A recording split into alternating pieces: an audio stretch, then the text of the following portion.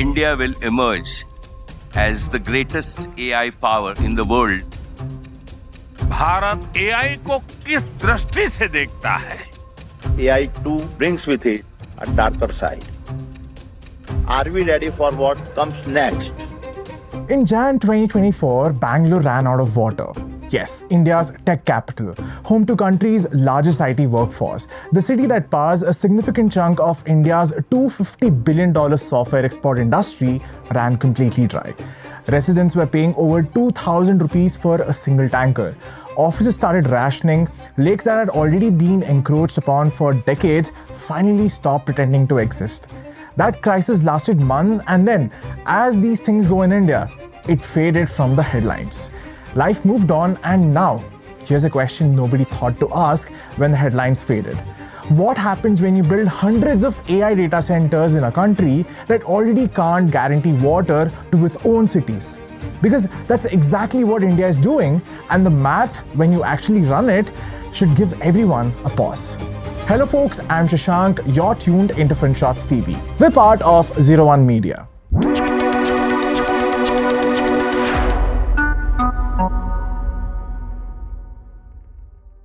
Okay, so let's talk about India's AI data center boom and the cost that nobody seems to be pricing in. First, the scale of what's happening, because it genuinely is extraordinary. India's installed data centers capacity has nearly tripled since 2020, reaching about 1.5 gigawatts by mid-2025. By 2030, that number is projected to cross 4,500 megawatts. The money coming in is staggering. Between 2019 and 2025, total committed investments in Indian data centers reached approximately $95 billion. And according to a Deloitte estimate, India could attract around $200 billion in data center investment by the end of the decade. Google announced a roughly $15 billion AI hub in Visakhapatnam in partnership with Adani Connects. Reliance is building in Jamnagar.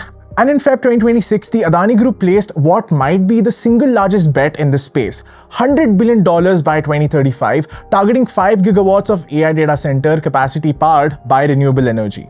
The government wants India's digital economy to contribute 20% of national income by 2030.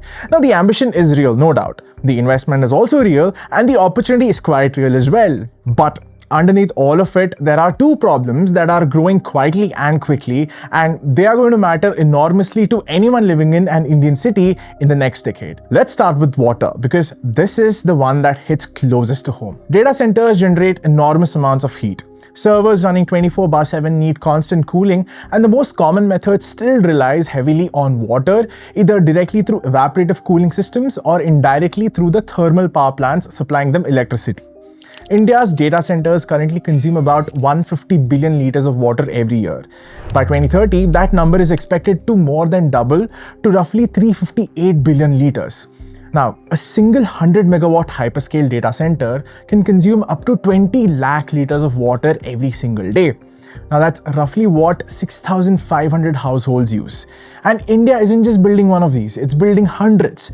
Now, to understand what that means at a human level, researchers at the University of California found that generating a simple 100-word email through an AI chatbot can consume between half a bottle and 3 bottles of water, depending on local conditions.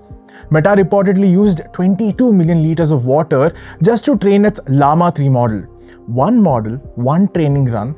Now, scale that to the volume of AI workloads India is positioning itself to host, and the numbers become very difficult to look at calmly. A down-to-earth investigation that visited data center hubs in Bengaluru and Gautam Budh Nagar found that while states are competing aggressively to attract these companies with subsidies and incentives, almost none of them are assessing what this means for local water security. And the companies themselves disclose almost nothing about actual water consumption. There are no binding disclosure requirements, no mandatory reporting, nothing. Layer this onto what we already know about India's water situation. Look, agriculture consumes 80% of available water. Monsoons are becoming more erratic. Groundwater tables in Maharashtra, Telangana, and Karnataka are falling year after year. And many of India's nearly 250 existing data centers are already located in areas classified as water scarce. The tension between bites and borewells is quite real here. And folks, this is not a future problem. Bangalore, as I mentioned, ran out of water in 2024, and Bangalore is also one of the primary destinations for new data center investment. The same aquifers that couldn't supply the city's residents are now being asked to cool the servers that will run the next generation of AI models. Nobody in position of authority seems to have put those two facts in the same room yet. Now, the second problem is land, and this one has a direct financial consequence for anyone who owns a property or rents in an Indian metro. According to Collier's India, the real estate footprint of data centers has more than tripled in the last 6 to 7 years, reaching about 16 million square feet by April 2025. By 2030, that's projected to balloon to 55 million square feet. That's an enormous amount of urban and peri-urban land being absorbed by a single industry in Mumbai, Chennai, Hyderabad, Bengaluru, and Pune, the exact cities where you folks stay and are dealing with some of the highest property prices in the country's history. Now, here's the mechanism. The moment a data center announces it's coming to an area, land prices in that corridor jump. Prices in established data center zones like Navi Mumbai and Greater Noida are reportedly appreciating 15 to 25% annually because simply a server farm moved in nearby. And it doesn't stop at the industrial parcel. When data centers absorb large land chunks near urban areas, the ripple effect pushes up the prices for surrounding residential and commercial plots too. Now, if you're a young professional in Hyderabad or Pune, wondering why real estate keeps climbing despite everything else softening, part of the answer may well be sitting inside a server room on the outskirts of your city, humming quietly and consuming groundwater at the same time. The deeper issue is that unlike other industries that absorb land and generate proportionate employment or economic activity in their vicinity, data centers are extraordinarily capital intensive and employment light. A large hyperscale facility worth thousands of crores might directly employ a few hundred people.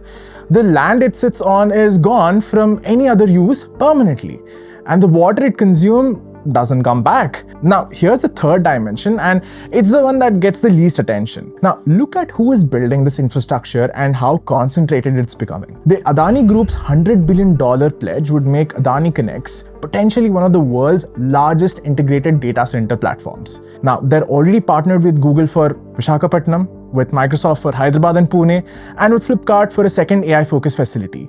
Now, take a step back and look at what Adani already controls. Ports, airports, power generation, electricity transmission, renewable energy, and now the physical compute layer of India's AI economy. That's a level of infrastructure concentration that most developed economies have explicit regulatory guardrails against. Here's the part that should concern policymakers far more than it currently seems to. India has no binding national data center policy. 15 states have incentive-led frameworks to attract investment.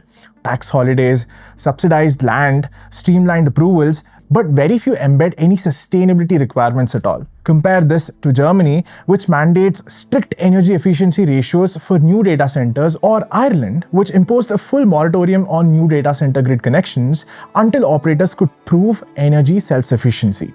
Or Singapore, which paused new data center construction entirely for 3 years to assess the cumulative strain on its power and water systems before allowing expansion to resume.